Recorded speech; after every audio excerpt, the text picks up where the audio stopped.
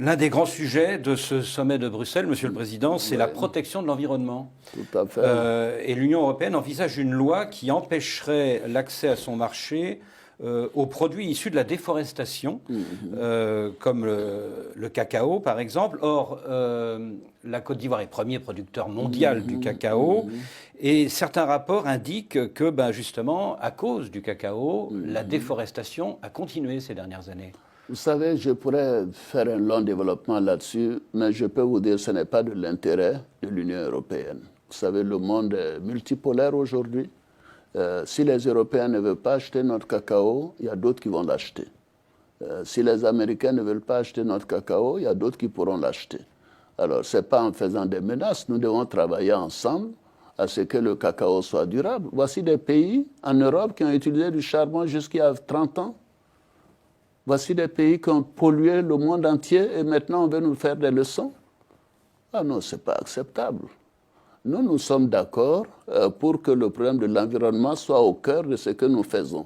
Mais qu'est-ce que l'Afrique représente en matière de pollution? 4%. Et les 96%, quels sont ceux qui le font? C'est les Occidentaux. Et vous vous êtes développés comment? C'est de la malhonnêteté. Alors non, il faut arrêter. Il faut qu'on travaille à trouver des solutions. Vous savez, il faut qu'on se dise que nous avons une génération de chefs d'État, une jeunesse maintenant, qui connaît ses responsabilités et qui estime que nous ferons ce qui est bien pour nos pays, pour nos peuples. Nous ne voulons pas l'importation d'idéologie, ni de culture, ni de constitution, etc. C'est terminé ça. Il faut que la considération soit de part et d'autre dans les relations entre l'Europe et l'Afrique. Tous ces engagements qui ne sont pas respectés, j'espère que cette fois-ci on va en parler. Il faut que les engagements soient respectés. Qu'est-ce que nous avons à faire avec toutes ces pollutions des érosions côtières? Qu'est-ce que nous avons avec toutes ces intempéries qui tuent des gens chez nous?